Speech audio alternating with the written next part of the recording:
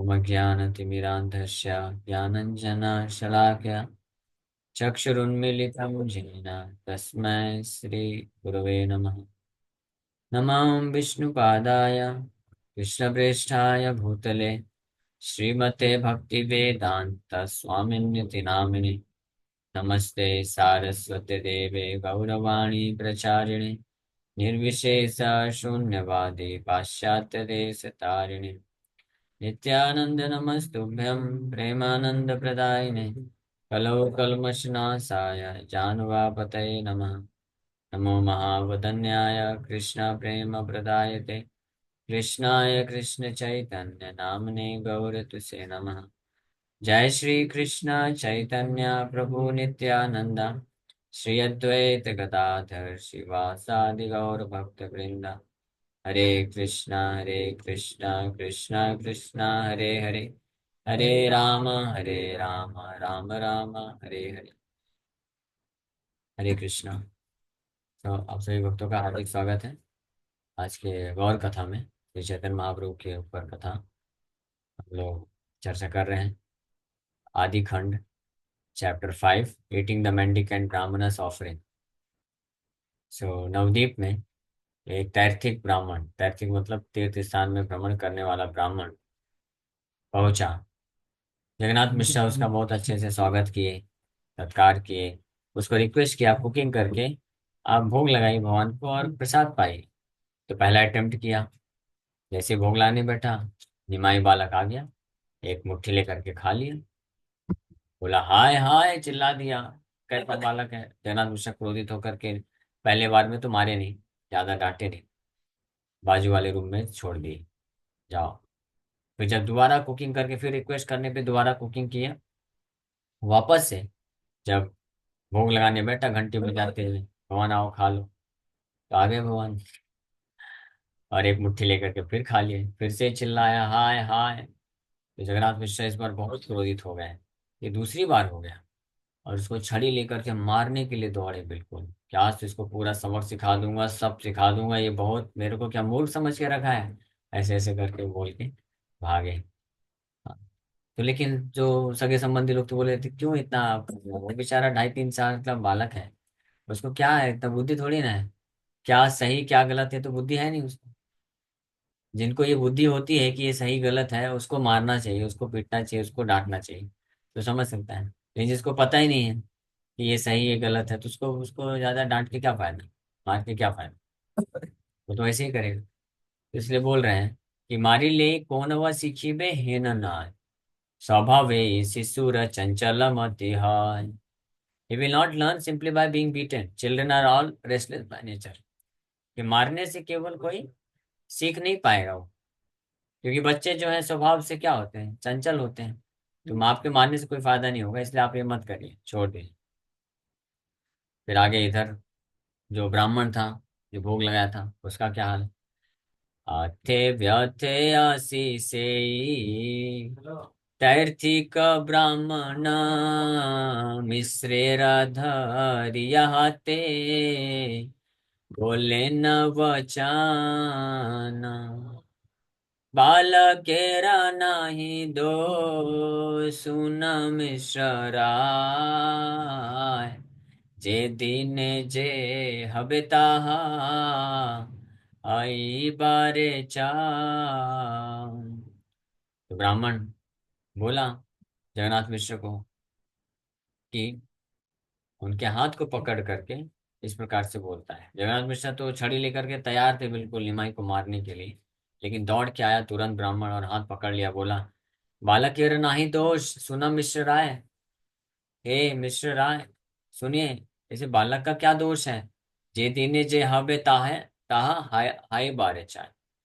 जिस दिन जो होना होता है वो होता ही है। तो आज मेरे को नहीं लिखा है खाने को मिलने का, तो हो गया, ये बालक तो निमित्त बन गया बस। तो इतना आप क्यों टेंशन लेना, छोड़ दीजिए।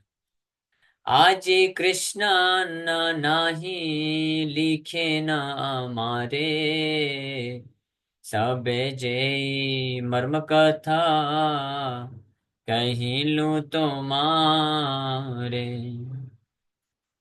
दुखे जगन्नाथ मिश्रा नाही टोले मुखे माथा हेटा करिया भा वे न मने दुख। सो बोल रहे हैं ब्राह्मण विप्र कि today Krishna has not allotted me any rice, I am telling you this is my realisation, कि आज कृष्ण ने कोई भी मुझे अनाज खाना नहीं लिखा है। ये मैं आपको बता रहा हूँ, ये मेरा साक्षात्कार है, एक्सपीरियंस है। भगवान ने नहीं लिखा है तो इसलिए नहीं मिलेगा। मैं तो भ्रमण करते रहता हूँ हमेशा। तो कभी मिलता है, कभी केवल फल फूल खाने को मिलता है, कभी अनाज मिल जाता है तो उसको पका के भोग लगा के खा लेता हूँ। तो आज नहीं मिला, आज नहीं लिखा है, तो इसलिए lord Krishna is the bestower of fruits of work and the supreme controller. In this word the word लिखेन, लिखेन means will supply, that is today no food is allotted for me. The word मर्म कथा means mystery और confidential topics of the mind, कि आज आज ही कृष्ण अन्न नहीं लिखे ना हमारे। आज कृष्ण हमारे लिए अन्न लिख के नहीं रखे कि आज इसको अनाज मिलेगा। जो सबे यही मर्म कथा कही लो तुम्हारे। ये मैं अपने मन की बात तुमको बता रहा हूँ, ये रियलाइजेशन साक्षात्कार एक्सपीरियंस है मेरा पास। तो दुखे जगन्नाथ मिश्र नाही टोलमु। लेकिन जगन्नाथ मिश्र को इतना दुख लग रहा है कि क्योंकि निमाई जो है दूसरी बार ऐसी गलती करती है, तो बेचारे बहुत ही लज्जित महसूस कर रहे हैं और सिर ऊपर नहीं उठा पा रहे हैं, नीचे धरती में देखते हुए बस केवल शोक कर रहे हैं। ऐसी गलती है ना, जब बच्चे ऐसे कोई कार्य कर देते हैं जिससे माँ बाप के सम्मान को ठेस पहुंचती है, तो माँ बाप की ऐसी स्थिति हो जाती है, वो सिर ऊपर नहीं उठा पाते, नीचे ही देखते रहते। तो निमाई ऐसा कांड कर दिए 2 बार।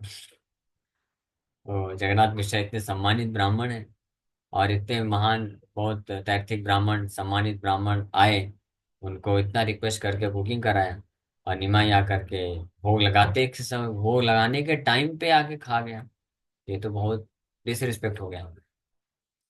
हे नाय समय विश्व रूप भगवान से स्थाने आइले न महाज्योतिर्धाम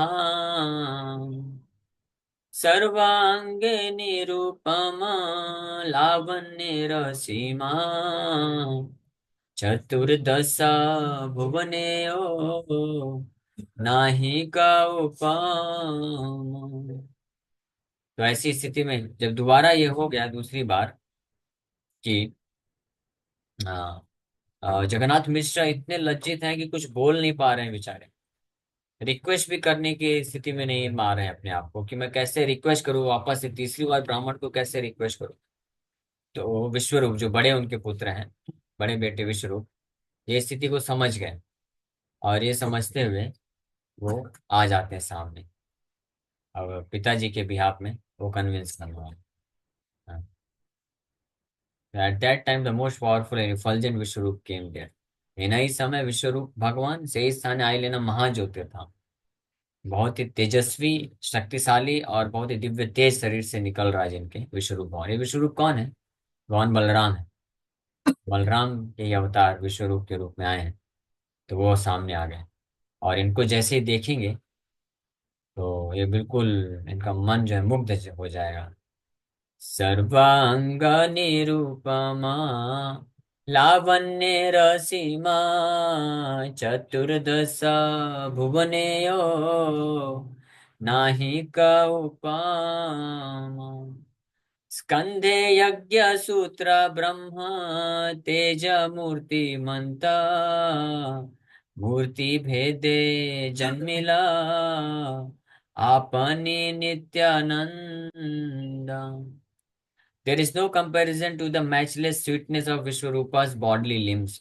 सर्वांग, वो इतने सुंदर हैं विश्वरूप कि एक एक अंग की जो सुंदरता है वो, उसका कोई तुलना नहीं है। लावण्येर सीमा, लावण्येर मतलब मधुरता, ये सुंदरता की सीमा पे है, पराकाष्ठा पे। भगवान की सुंदरता जो है वो सर्व सारी पराकाष्ठा पे होती है। पराकाष्ठा समझते हैं ना, हाईएस्ट डिग्री, लिमिट, उसके ऊपर कुछ नहीं। अगर सुंदर आंखों की बात करें तो हाँ, ये आंखें बड़ी सुंदर है, फिर उससे सुंदर आंखें मिल जाएंगी, फिर उससे सुंदर आंखें मिल जाएंगी, और लिमिट कहाँ पे पहुंचेंगे? कृष्ण की आंख, उससे ऊपर और कोई सुंदर आंखें नहीं है। ऐसे एक कथा आती है, साउथ इंडियन एक ब्राह्मण हुए, नहीं, एक व्यक्ति हुए, तो श्रीपाद रामानुजाचार्य के बाद में शिष्य बनते हैं। तो आप इधर बैठ जाओ ना तो वो देख पाएंगे। तो श्रीपाद ये इनका रंगनाथ भगवान या वरदराज भगवान, इन्हीं का तो शोभा यात्रा चल रहा था। तो शोभा यात्रा समझते हैं ना, भगवान को पालकी में लेके जाते हैं और कीर्तन करते हुए भक्त लोग आते हैं। तो सड़क में चल रहे हैं और एक नौजवान लड़का एक लड़की की आंखों को बस ऐसे बस देखता जा रहा है, आंखें उसकी हटा ही नहीं रहा। तो भक्त लोग आए, बोले कैसा, कितना बदतमीज लड़का है, कि भगवान जा रहे हैं और ये बिल्कुल सड़क में सब कोई बिना परवाह किए उस लड़की के चेहरे को बस देखता जा रहा है। तो उसको बोले, भाई साहब क्या कर रहे हो, भगवान जा रहे हैं, कुछ प्रणाम वणाम करो, साइड हो जाओ। बोला, नहीं, इससे सुंदर और मेरे को कुछ नहीं लगता है। तो जाके गुरुजी को बताया, रामानुजाचार्य है। बोले, क्या आपको भगवान नहीं दिख रहे हैं? बोले, मुझे कोई नहीं दिखता है, बस ये आंखें दिखती, इतनी सुंदर आंखें हैं। फिर रामानुजाचार्य बोले कि अगर मैं इनसे भी, इससे भी ज्यादा सुंदर, इस स्त्री की आंखों से भी ज्यादा सुंदर आंखें अगर दिखा दूं तो फिर? तो बोला, ऐसा हो ही नहीं सकता, इम्पॉसिबल। इससे ज्यादा सुंदर और आकर्षण मेरे को कहीं पे नहीं है। तो बोले, ठीक है, आज शाम को आ जाना आप एड्रेस पे, है ना, मंदिर में आ जाना, आरती के समय आपको हम दर्शन कराते हैं। तो वही व्यक्ति जो उस स्त्री की सुंदरता को देख करके, उसका फेस, चेहरे को देख करके, आंखों को देख करके वह कांपने लग जाता था, पसीने छूटने लग जाते थे, और बिल्कुल आकर्षित होकर के बस देखता रहता था, अपने शुद्ध बुद्ध भूल जाता था सब कुछ। रामानुजाचार्य की कृपा से जब मंदिर गया और वो आरती कर रहे थे, भगवान को प्रार्थना किए कि "हे भगवान, अब वास्तविक सुंदरता क्या है आपको इसको थोड़ा सा रियलाइज करवा दीजिए, बस एक बूंद इसको आप दे दीजिए"। तो दिखाया, दर्शन के लैंप ऊपर के जैसे भगवान के मुखमंडल पे लैंप लेके गए, तो भगवान रामानुजाचार्य महान शुद्ध वैष्णव है, उनकी प्रार्थना स्वीकार कर ली और इमीडिएटली अपना वास्तविक जो सुंदर रूप है, मुखमंडल दर्शन करा दिए। वो व्यक्ति देखा और वहीं पे फेंट हो गया, बेहोश हो गया, मूर्छित हो गया। हाँ, और जैसे उठा तो इमीडिएटली रामानुजाचार्य के चरण कमलों को पकड़ लेता है और उनका शिष्य बनने के लिए तैयार हो जाता है। बोलता है, यस, इनसे ज्यादा सुंदर और कोई नहीं। हाँ, इस संसार में भी होता है ना, किसी को देख करके आसक्ति आती है, पसीने छूट सकते हैं, कंपन हो सकता है, 2 4 10 सेकंड के लिए थोड़े मति भ्रमित हो सकती है, बस यही हो सकता है। लेकिन भगवान इतने सुंदर है, इतने सुंदर है कि अगर भगवान को कोई वास्तविक रूप में अगर दर्शन एक बार भी प्राप्त कर लेगा ना, तो वो मूर्छित होकर गिर जाएगा। ऐसे भगवान सुंदर है।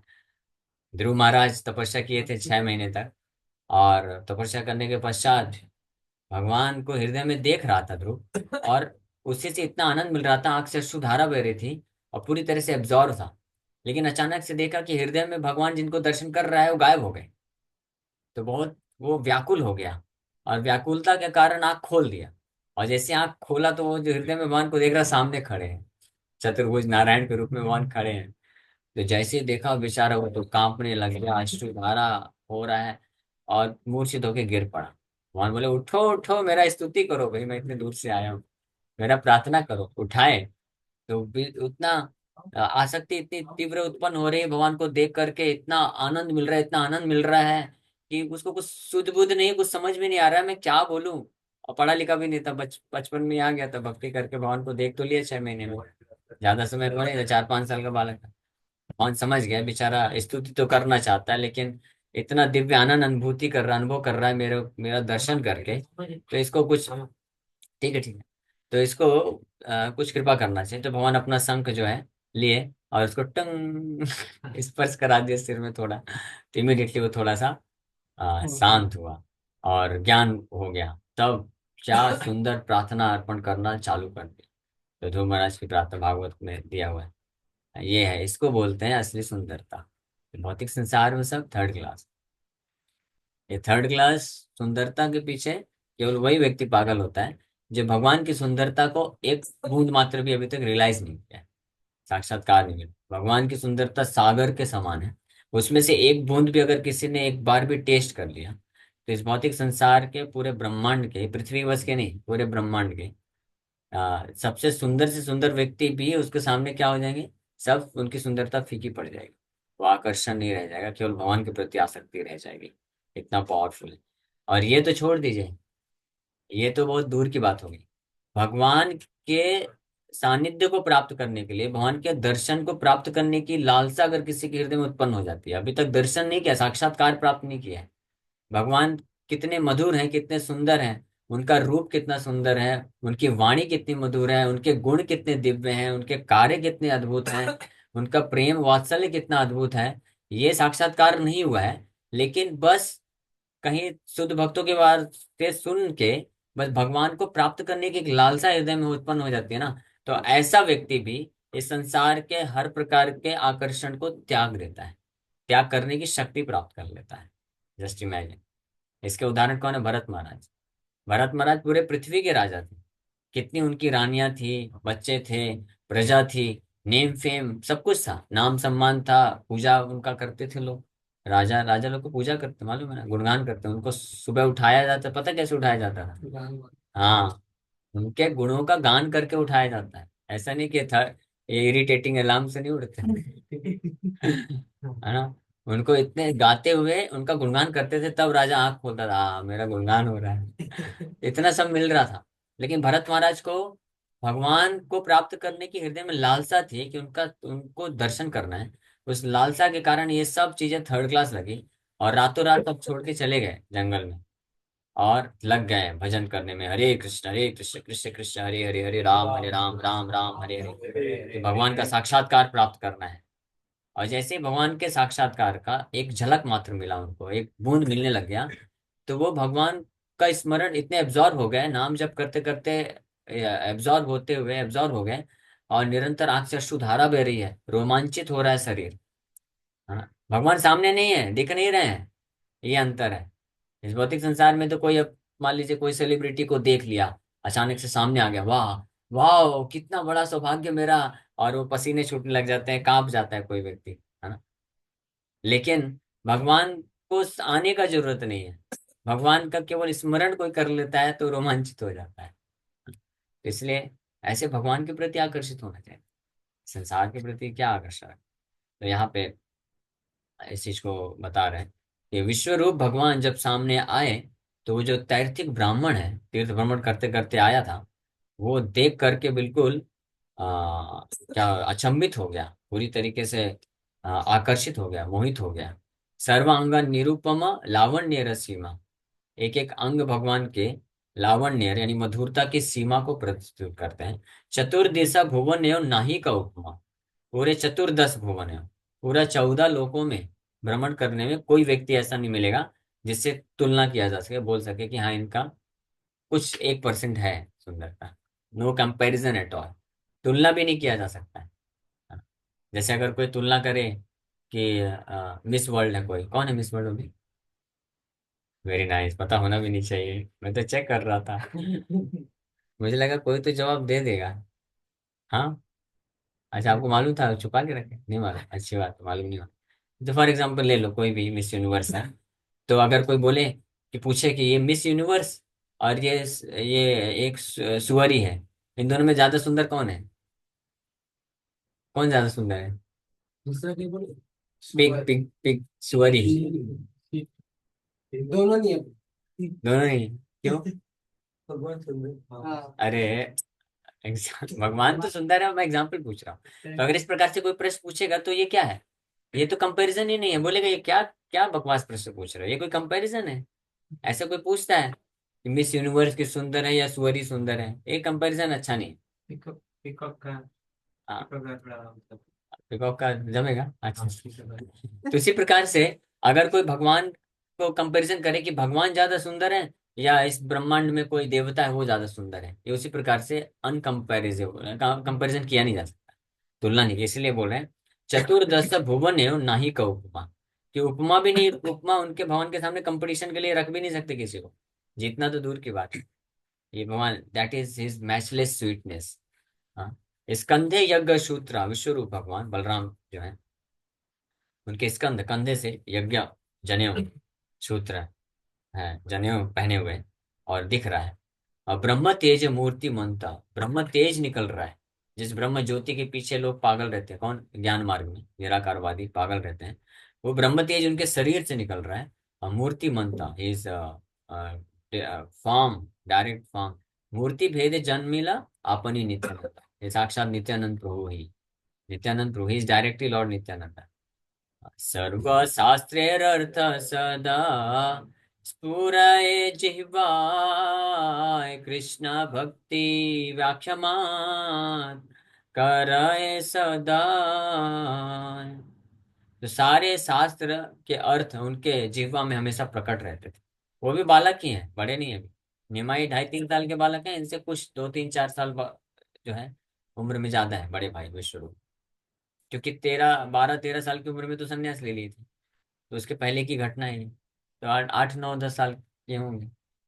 तो लेकिन इतने उम्र में भी सारे शास्त्रों का जो निचोड़ है उनके जीवों में हमेशा प्रकट रहता था। और कृष्ण भक्ति व्याख्या मात्र करे सदा, और कोई भी शास्त्र से कोई भी श्लोक है उससे केवल कृष्ण भक्ति का व्याख्या करते थे। Thus he is always engage in preaching devotion service to Lord Krishna. क्यों?